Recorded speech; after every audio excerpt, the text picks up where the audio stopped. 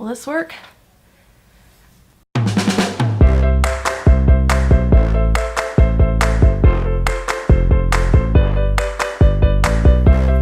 Hello. Sarah Wakehamp here of Parents Who. I'm back! How many times have I said that? 8? I don't know. I promise you, I am never going to quit. I'm not going anywhere. I am going to take breaks. I am going to take care of myself and prioritize the things I need to prioritize when I need to prioritize them. In this instance, it was family, marriage, kids, myself, and everything else, friends, hobbies, Parents Who, all of that had to come after. And I think it's important to note that it was very, very frustrating for me to not be able to work on Parents Who. I talked to my counselor, Heather, about it ad nauseum every single session about how frustrated I was that I couldn't do the work. Because it seems like everyone else can do the work, that everyone else can have a happy marriage, have healthy children, have a good relationship with their parents, be a good sister, and run a business or go to work and be really good at it. That's totally what it seems like to me. So why can't I have struggles in family life, in my own life, but also not run a successful business? Because it seems like everyone else is doing that. What Heather told me is you can't see what's going on in people's lives behind the scenes.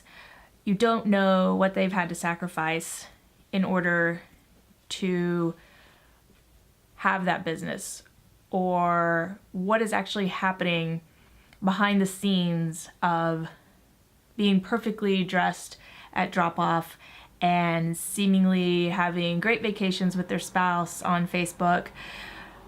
You never actually know what's going on at home. And I know this logically, but it's really hard for me to internalize it and to give myself permission to slow down when I need to slow down. So I'm giving permission to myself, and I have been giving permission to myself to let Parents Who go on the back burner, to trust that it's not going anywhere, to know that all the experiences that I have been going through over the last several months will only serve to make Parents Who better, to make my story richer and more valuable. I do believe that with all my heart. That being said, I did use a few means and resources to be able to kind of keep a finger on the creativity that I love about Parents Who. I love podcasting, I love making videos, I love writing, and if I don't get a little bit of that each day, I go crazy. So I've been working on a project behind the scenes that you probably won't see for a while, but it only takes about 7 to 8 minutes each day, and I've been doing that every single day. And then I've also taken up something totally random, which is hand lettering. I'll show you some of my, by the way, this is my new office. I haven't even introduced you to my new office. This is my new office. This used to be baby A's room, and now he is upstairs with his brothers. They are all in one room, and this is my office. This side, I'll show you more later, but this side is the digital side. So it has all the podcasting equipment and hard drives and computers and all that. And then this side is the analog side. So this side is all the pens and the pencils and the tape and the paper and all of that. And I really like dividing it that way because I find when I'm sitting in front of my computer trying to do anything written, like in a journal or what I'm about to show you, I get very easily distracted by the computer, by the microphone, and I want to pick them up and do something. So I've started hand lettering. I don't necessarily recommend this book. It says hand lettering, so I thought I'd show it to you. This says hand lettering for relaxation. I have found this to be one of the most meditative, peaceful things I've done in a long time. So while I haven't been able to be creative making videos and sharing with you about my life and podcasting, I have been able to, let me see if I can find an example. This one is Learn Brush Lettering. This one I do recommend. This one's actually really good. And so every day you have an exercise, like a certain letter, and I've just been tracing them.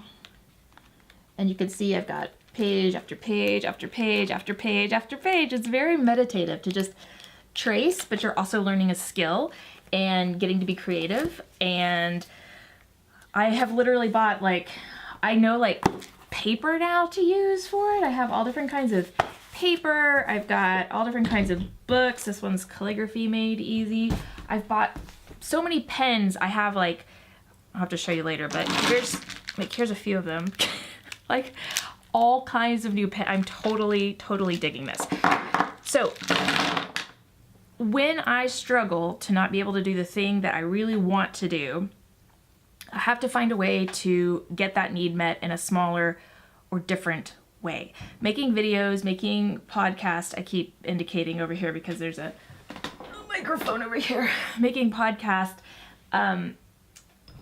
it's very, the way I want to do it requires a lot of vulnerability, it requires a lot of focus, and it requires a lot of concentration that I don't have right now, that I haven't had because other things have been, I have prioritized my energy to be taking care of other things. So in order to get my creative needs met and feel like I am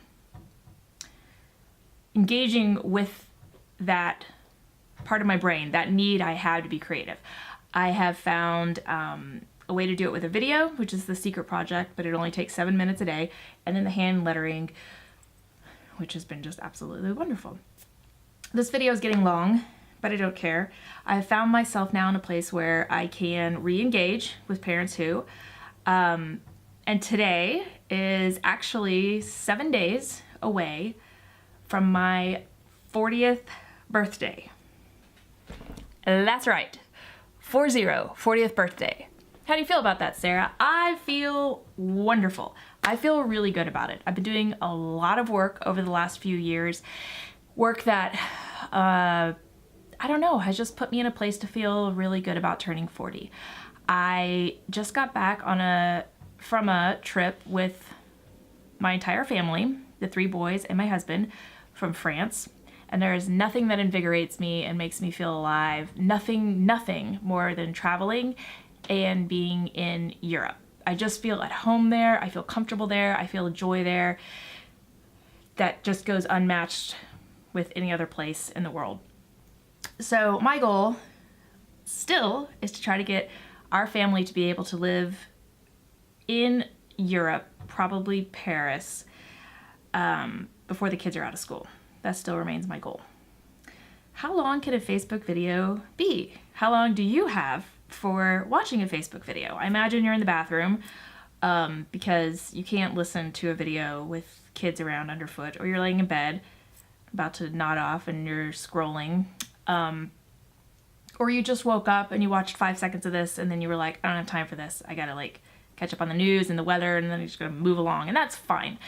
Not every video, not every podcast, not everything I write, not everything I'm interested in is going to interest you, and I'm okay with that. I want to share my journey and the things that I have learned because it helps me to process them, and because I enjoy sharing. I enjoy connecting. I enjoy, to an extent, vulnerability, because I know that it's the thing that we as human beings most want from other people, but it is the most difficult thing for us to do ourselves. So I'm hoping that by being vulnerable, you feel like you can talk to me. You feel like maybe you can talk to somebody else in your life, and that connection can start, and that there can be more compassion around certain issues, namely mental health and depression and anxiety and medications and other things that have affected me profoundly. I would like for us to be able to talk about those things more openly. So I'm going to make some fancy videos about those things. I'm going to make some daily one-off videos about those things. I'm going to podcast about them, and I might hand letter about them. I actually have 2 quotes here that I'm considering hand lettering. Okay, so we'll talk lighter things too. We'll talk travel, and we'll talk what kind of technology I'm using lately, or different exercises. I think I'm gonna start Pilates, maybe? I don't know. We can talk about washi tape. Washi tape, is that how you say it? I've got like a whole row of tape over there that I'm just like completely addicted to. So that's all to say in like a 10-minute video.